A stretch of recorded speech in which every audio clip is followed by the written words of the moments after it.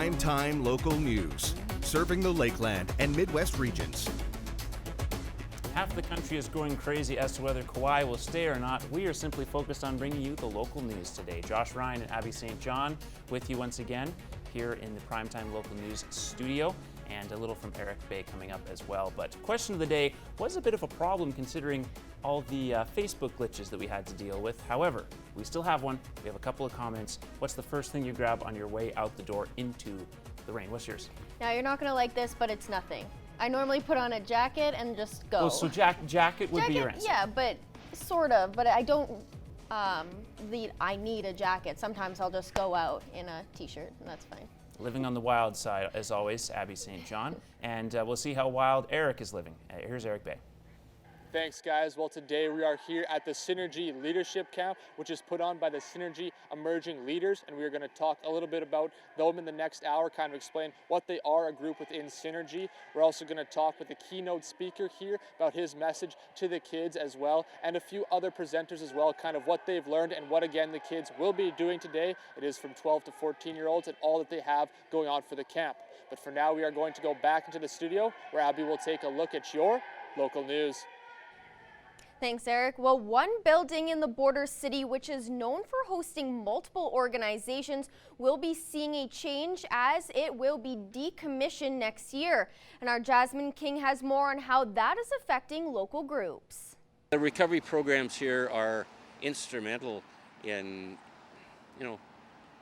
in the issues that the city has, the crime and drug and the alcohol issues that the city has, to have a place that is there consistently for people that have addiction issues. A place for them to go that's local is a huge support, I think. The Community Services Center accommodates many different groups and businesses, such as some recovery groups that will now be affected with the closing of the center next year. Recovery meetings in here for years. I've been going here for 6 years myself, and it's been years before I got here. It's concerning that right now we can't potentially may not be able to find a place that the groups can afford to continue on holding their meetings. The building has been up and running since 1951, where it was originally school and then turned into the community center, which has now run its course. It has served its purpose. The building has not got any newer in age, and certainly there's issues that after an extensive building review was completed, that building is now at a point in its life that to spend more money into that building would not add value to the building. The city gave groups a year in advance notice to help them find a new home sooner, but certain groups who run out of the center are funded by group members, therefore having to find a new place as well as the funding they need can be a difficult task. With a lot of community-based volunteer organizations, dollars are always hard to come by. And here we're self-supporting through our own contributions. We don't have any other means of income other than member contributions. So we have to find some place to relocate that we can afford. The city already has a date for when the center will no longer be in commission. Administration brought forward a report suggesting that we may consider decommissioning that building, and that's basically, so we've put an end of life on the building as of June 30th, 2020.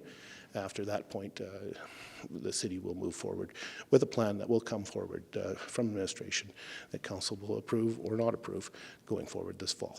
The current plan for the building is currently being tackled by the city, and a decision will be made further on in the year.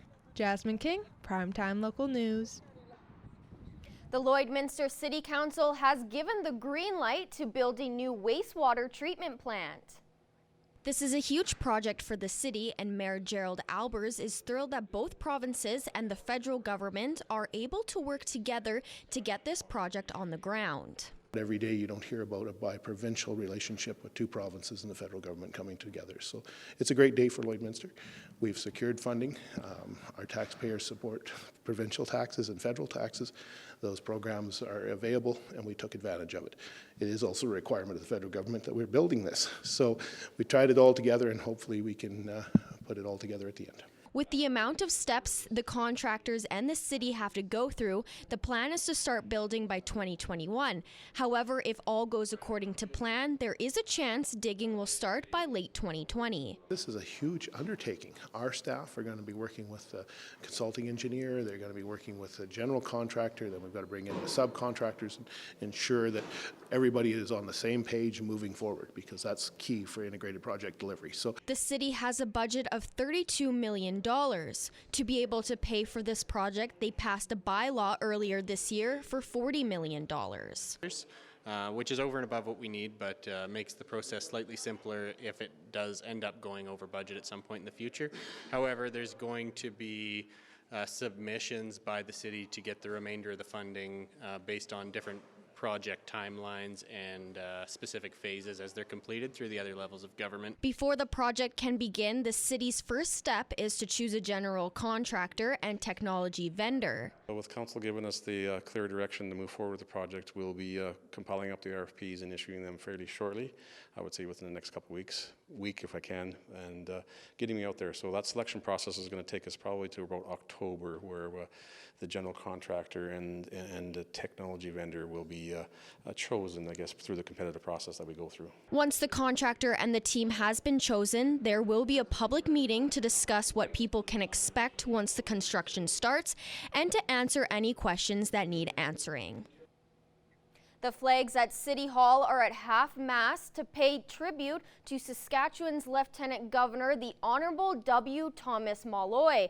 Lieutenant Governor Malloy passed away yesterday after a courageous battle with pancreatic cancer. He served as the 22nd Lieutenant Governor of Saskatchewan since March 21st, 2018. He is renowned for his treaty-making and reconciliation with Indigenous peoples of Canada.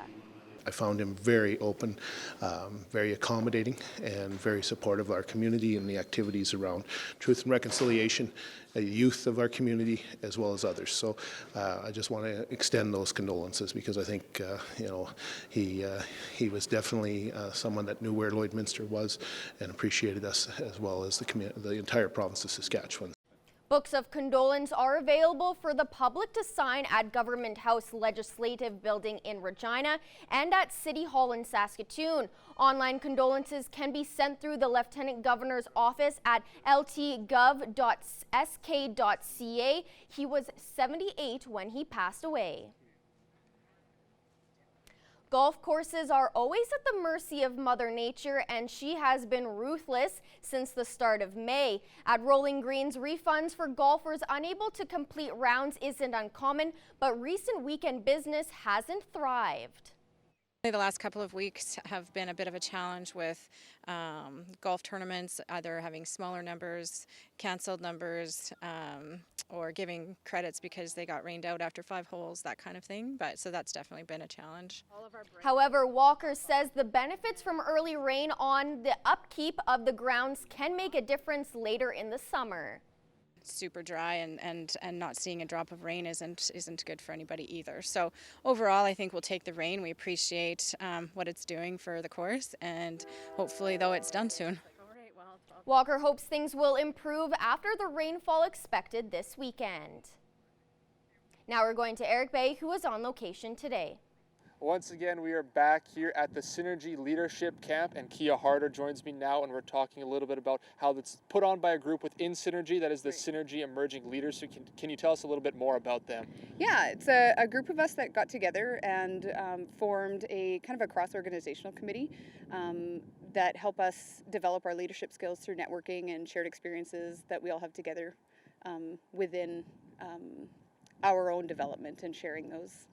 And now this actual leadership camp is put on for you. So what was kind of the reason for actually putting on this day camp here for the kids? Yeah, one of our things that we wanted to do and that we do every year is the key initiatives. And one of the ones that came up this year was to find a way to impact the youth in our community. A group of us got together within the SEL and formed a committee, and within that group of all of us brainstorming, we came up with the leadership camp. Help the kids develop their leadership skills. A lot of them are moving on to other schools and stuff in the fall, so kind of help them develop those skills. And now, can you tell us a little bit more about how this all kind of came together? I know you guys did some work with a few other partners here to make sure that this event was put on for the kids. Yeah, we got together obviously with the LCSD, with the use of the vault. The LPSD came together with us as well with the leadership group led by Mr. Jeffrey and a group of students that come in and were helping us out. And also the Lloydminster District Co-op donated all the food for the day. So the community really pulled together and helped us out with this event. All right, thank you so much for doing this. We are going to have some more back from here talking about the Synergy Leadership Camp that they are putting on here for the kids today. But first, we are going to go back into the studio.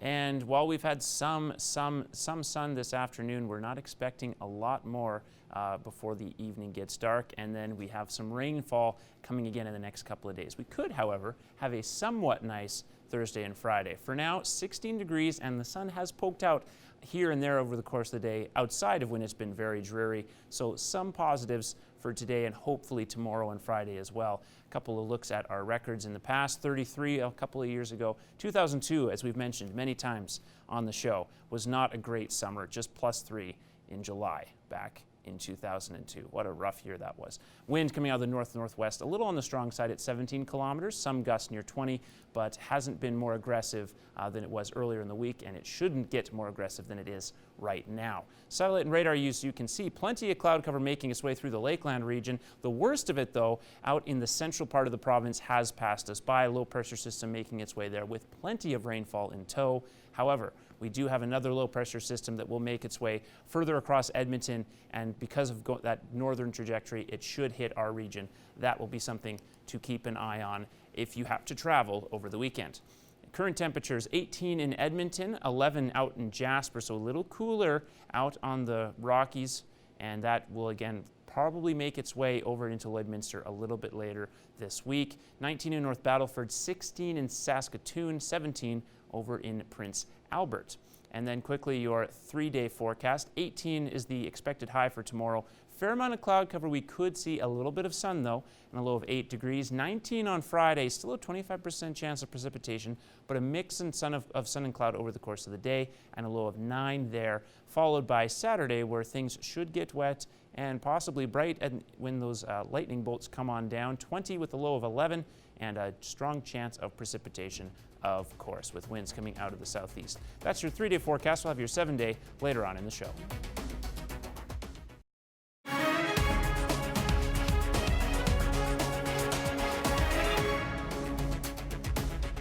Welcome back. Well, the boards of the Canadian International Grains Institute and Cereals Canada are exploring a potential merger. A joint news release from both organizations says their boards have been reviewing the potential benefits and synergies from merging the organizations under the governance of a single board of directors and unified management team. Both boards have met and agreed to sign a letter of intent to pursue merging with a completion date of March 31st, 2020. Any merger proposal will be subject to approval by votes of the member organizations of both the Grains Institute and Cereals Canada. And you can bring your buds to the Calgary Stampede, but you won't be allowed to consume them or any other form of cannabis. Canada legalized the drug for recreational use back in October, but the Calgary Stampede is not allowing it to be consumed there. Spokeswoman Jennifer Booth says Stampede is a gathering place for communities and families and has decided to prohibit cannabis. Stampeder goers can bring cannabis into the park, but if caught using it, they will be asked to stop. That goes for both recreational and medical users. And that's all for Ag. Sports is next, but first, here's a look at your Ag prices.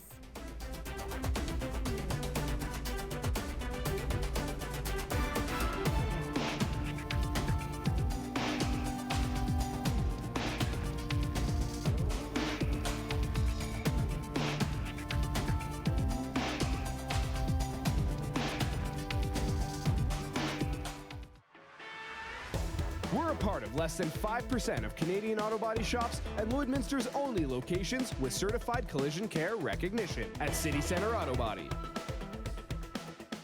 The Lloydminster Extreme are coming off back-to-back wins to cap off their regular season schedule. The squad is now back to practice this week in preparation for playoffs this upcoming weekend, and our Josh Park has more on what the young roster is doing to get ready. Yeah, right there, nice. The reigning provincial champions are back on the hard court this week in preparation for their first round playoff series against the Sherwood Park Titans.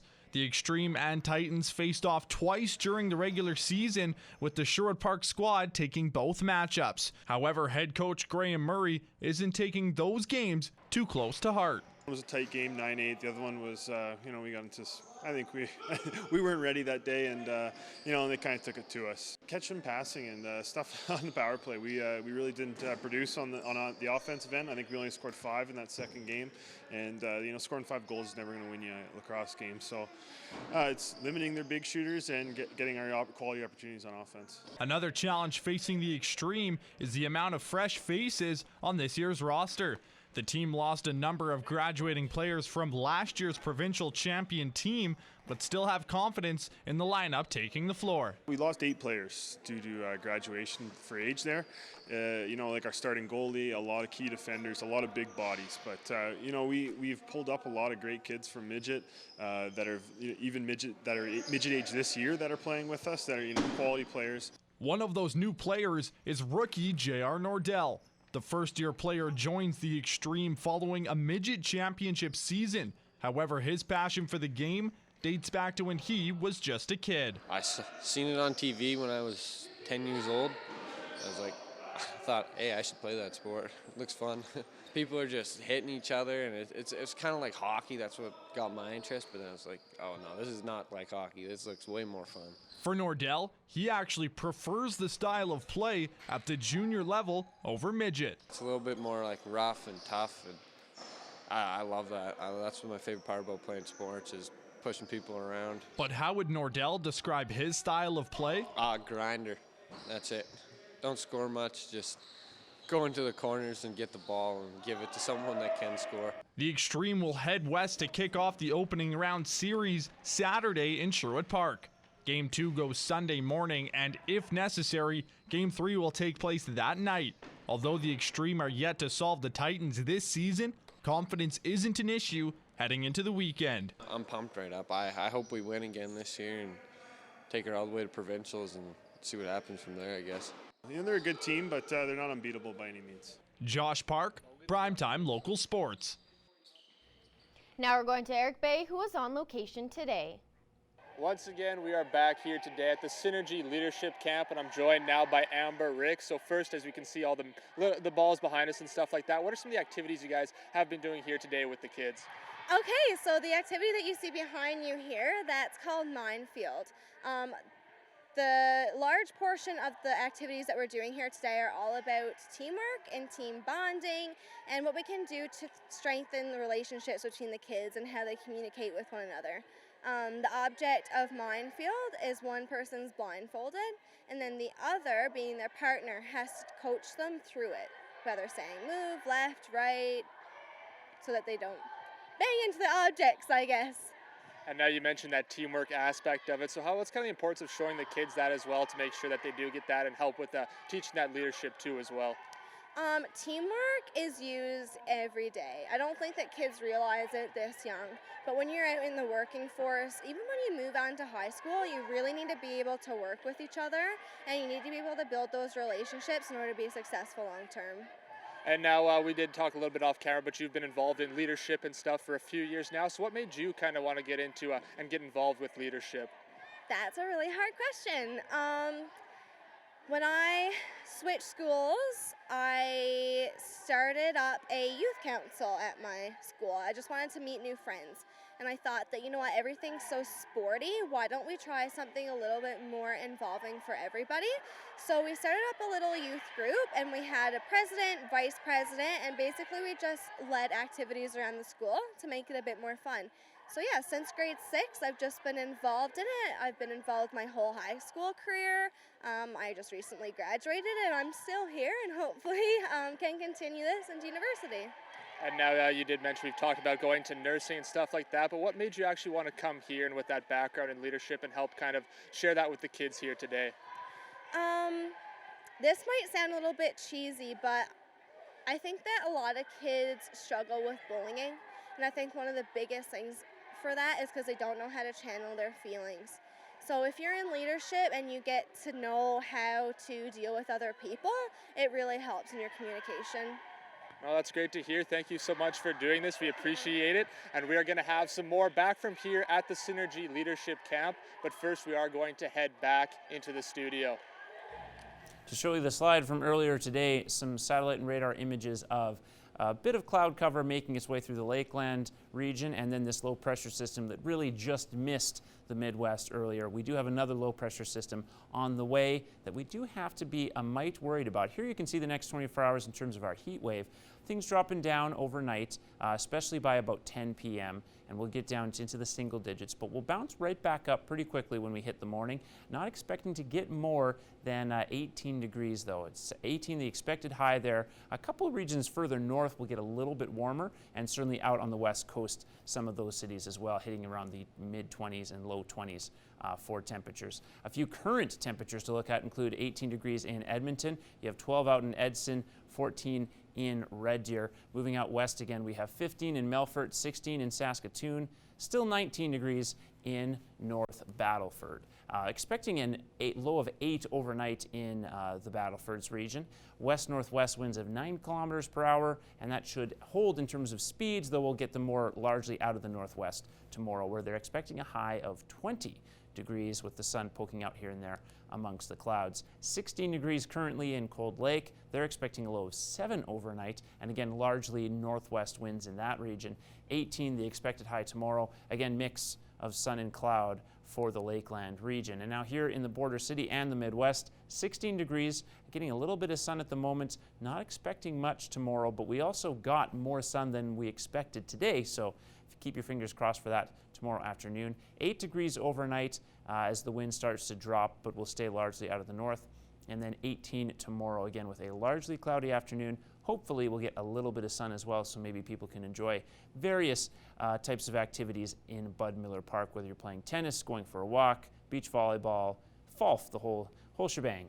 And now our 7-day forecast, 19 degrees on Friday with a low of 9 expected. Still a 25% chance of precipitation, but that is nothing compared to what we should get Saturday and Sunday. 60% Saturday chance of precipitation as well as thunder showers there. Not quite as high a chance on Sunday, but still expected. Some models are showing more than 40%, by the way. 20 both of those days for the high, and then a low of 12 on Sunday. 18 Monday with a low of 12 there. Then 20 on Tuesday with a low of 9, and 19 with a low of 12 on Wednesday. A much lower chance of precipitation as well, so should be a nice couple of days to start off next week.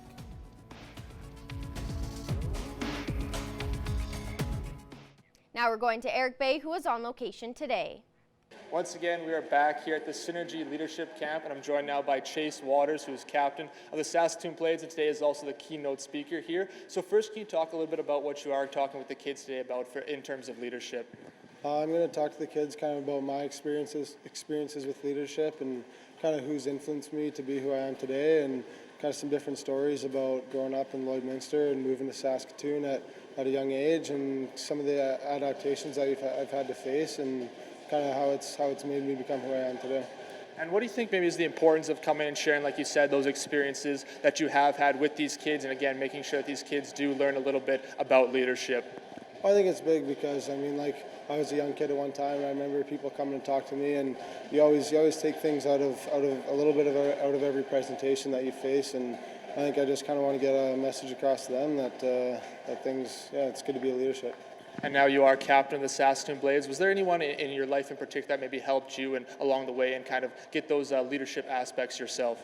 Yeah, well, my parents have been huge for me. They've guided me to where I am today and taught me lots of values and lessons that I use in everyday life, and I think that's kind of the biggest part for me. And then obviously lots of teammates and coaches growing up, teachers, things like that. So. And now what's kind of like being able to come back here in Lloydminster, town where you grew up, and be able to share again some of those experiences with the kids that are here today and help again come back into your community? Yeah, it's always good to come home for a bit. You know, you can only there for 8 months of the year, here for 4 months of the year, so it's good to come home and be able to share some stories with these kids and talk to them a little bit about my life and what it's been like. All right, thank you once again so much for joining us. We are going to have some more from back here at the first ever Synergy Leadership Camp that has been going on today. But first, we are going to go back into the studio.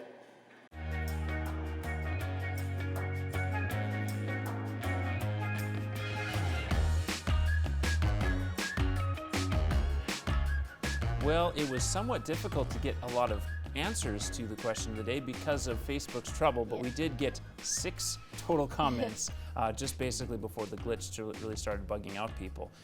The common answer you'd expect to get is maybe an umbrella or a jacket or perhaps boots. No one said boots, surprisingly. Car keys is another one that popped up. So I guess if you're going to run out into the rain, you're probably going to your car at some point. Which makes sense. But yeah, I know. I normally, for when it's raining, I normally just embrace it and just run outside because it is just water. But I don't think I've used an umbrella since I was in elementary school. Now, let's differentiate between minor twiddle to full-on downpour. Does that change your mindset at all? No, like normally I'll have a jacket if I know that it's going to rain. I'll have like just a raincoat or a windbreaker and stuff like that, but for the most part, not really.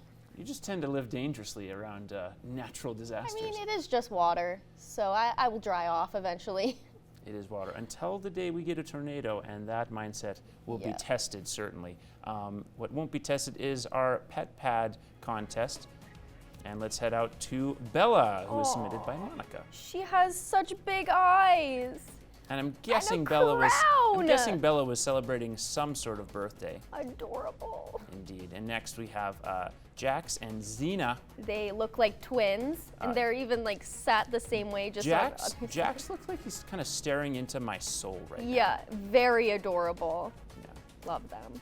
Oreo, speaking of adorable, that's Rayanne. Thank you for that submission. Adorable name for an adorable puppy. Indeed. And lastly, we have Oliver, who is getting a little too comfortable, it looks like, in that, whatever, if that's a pillow or if that's a rug, but I think that's a blanket. Blanket. It doesn't look like a blanket, though. Very, very adorable cat. Carrie Bass, thank you for that submission, and thank you anyone who submits, because you can always get a chance to win a free gift card from PetPat.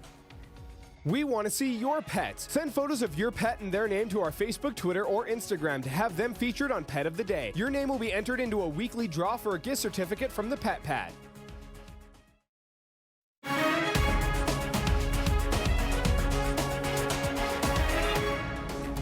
Annette is with us today from Synergy Credit Union, and Annette is a loan supervisor. And Annette, we get to talk today about applying for a loan. So this is not a fun process for a lot of people.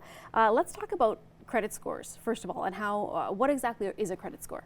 Okay, well, a credit score is a number, and it's usually between 350 and 800, and it basically just represents your credit worthiness. Okay, basically it provides a snapshot of how likely you are to repay your debts on time. Okay. Yeah. Beacon score is also known as FICO score, and it's based on consumer credit files from 2 national companies. We go by Equifax and TransUnion.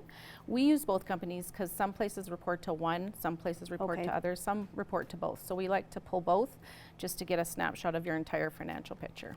So what's a good credit score? A good credit score of 720 or more is considered prime. That's where you really should have no issues getting credit. If you have something under 550, you could actually be declined for a loan just because of your score alone. Okay. And then somewhere in between those 2 ranges, it'll just have a huge impact on the type of interest rate that you can get. Oh, so okay. Obviously, the lower your score, the more it looks like issues with repayment to a lender. Right. And what are some of the things that would impact that credit score? There's several different factors that make up your Beacon score. One is payment history, basically making all your payments on time every time. One late payment can affect your credit score up to 2 years. So I always tell people, even if it's that minimum payment on your credit card, make it on time every time. Okay. Yeah. We have capacity, and this is just one of the areas where of all the credit available to you, we like to see you're not using all of it. So, you know, not maxed out. Not maxed out, exactly right. Yeah. The length of credit. Good credit good credit habits over a long period of time will boost your score. Okay. Yeah. So new credit, opening new credit cards, even retail stores. Basically, we just don't want you going out applying for a whole bunch of credit all at once, because then it looks like credit seeking, and that'll bring down your score. Okay. And then just having a mix of credit. Having a mix of credit, a combination of different types of credit boosts your score as well. Okay. Okay, and what are some of the ways you can track it, or is there just, do you have to go through the financial institution, or can you do it yourself? You can, absolutely, and you're entitled to one free credit report from each of the companies a year. Okay. They'll give you a printout. It doesn't include your score. If you want your score, you'll have to pay a little bit extra for that, but I do suggest getting that one free report every year, because you can just keep track of everything on there, make sure everything on there is yours, and make sure there's no fraudulent activity and everything's reporting correctly. And now, if you do see some fraudulent activity, because I know some people, especially with online banking or automatic payments, just comes out and they don't check. So if you do see something that doesn't look right, what should you do? Immediately reach out to the credit reporting agencies, and they'll help you rectify it. They'll let all the credit companies know that you know, that has lent to you, and they work together to get it fixed for you. Okay, great, thank you. And we'll be back again and next hour talking more about credit scores and fraud and how you can get everything kind of wrapped up. So thank you very much for joining us. Thank you.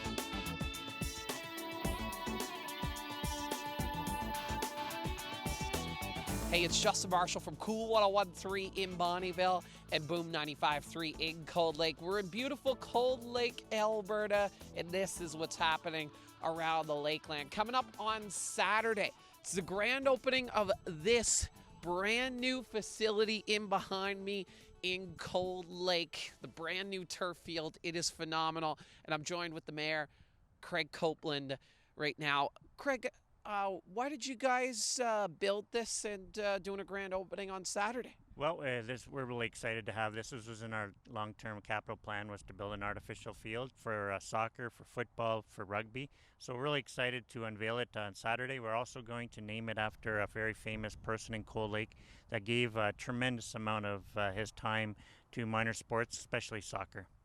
Amazing. It goes this weekend, starts at 3 o'clock. You can get more details on our website at 1013coolfm.com. Craig, what are some of the activities that are going on Saturday? I know there's some youth soccer, I think. Yeah, so we're going to have a few speeches, you know, dedicate the grand opening of the building to Tom Varghese. He was very involved in minor soccer, so we're going to have a few people give some speeches, and then we're going to jump into youth soccer, and we're going to have like some clinics going on, some skills events. So minor soccer is involved. A fellow by the name of Tim Merlacher and others are really getting behind it. Mark Lee is getting all the adults. So we're going to have an adult soccer game. It's going to be pretty high, good competition. There's a lot of good soccer players in the region, and so we're going to come out. And it's sort of the Friends of Tom. You know, it's a dedication about Tom. You know, he passed away very early for us, and he was a great contributor to sports, but also to the education in the Lakeland area. Thanks again, Craig. You're welcome. Awesome. If you have an event you would like to feature on What's Happening, email me, jmarshall@stingray.com.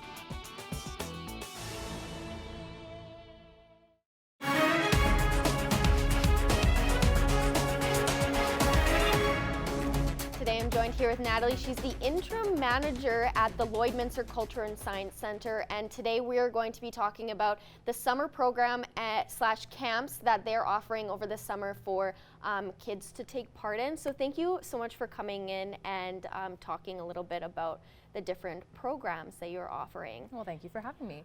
So we do have some youth camps at the Cultural and Science Center. The first one that's going to be starting is the Youth Summer Wheel Pottery Camp, and that's for ages 10 to 16.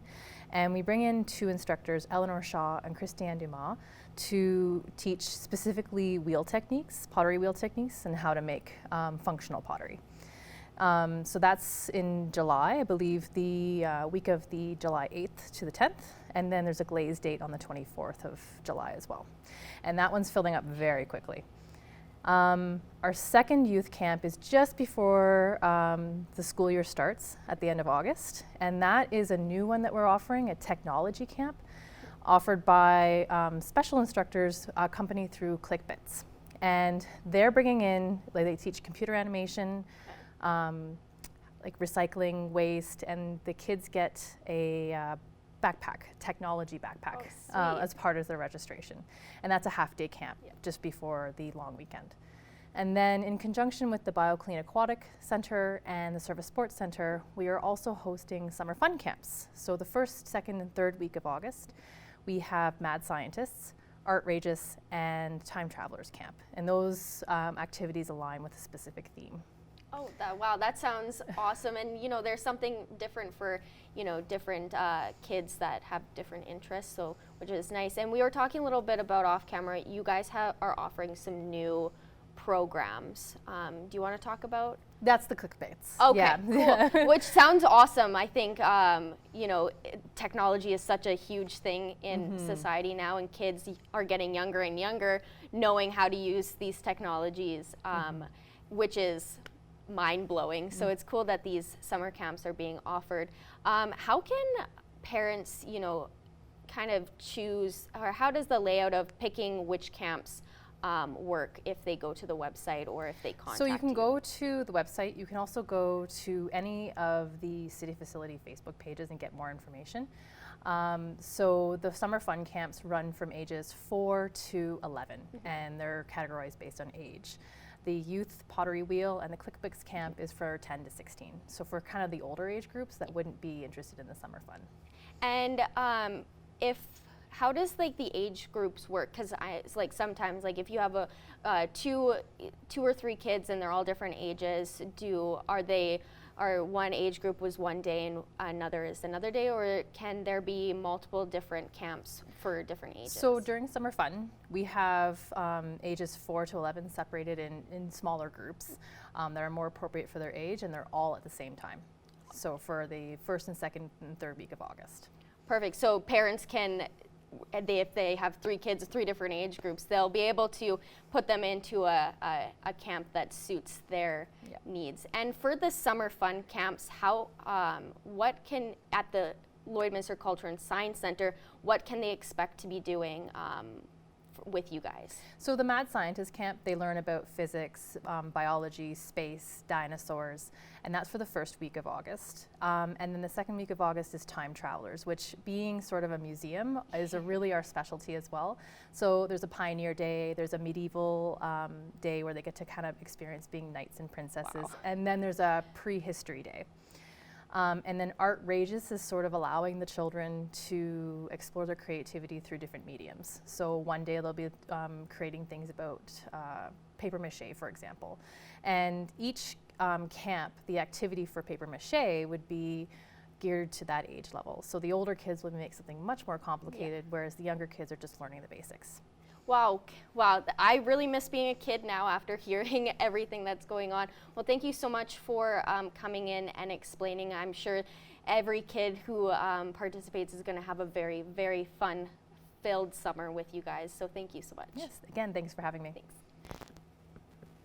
Once again, we are back here at the Synergy Leadership Camp that is being put on today for kids ages 12 to 14. And now that is being put on by a group within Synergy, the Synergy Emerging Leaders, and what they do. They're part of an initiative, again, getting some of those leadership skills. And today that is all part of it, teaching it with these kids. They picked kind of this age group, as some of them will be moving some schools, so, you know, whether it be a tough time adjusting, you know, trying to meet new friends, they do have some of these skills involved so they can maybe have an easier time here later on and take a little charge. We did talk about some of those games they have going on, which are also talking about teamwork, which Amber mentioned is actually quite a big part of leadership, as she knows from experience, as she did start up her own little council as well at school. But we're going to have a whole lot more coming up in the next hour. But first, we are going to go back into the studio where Josh and Abby will wrap up the first hour.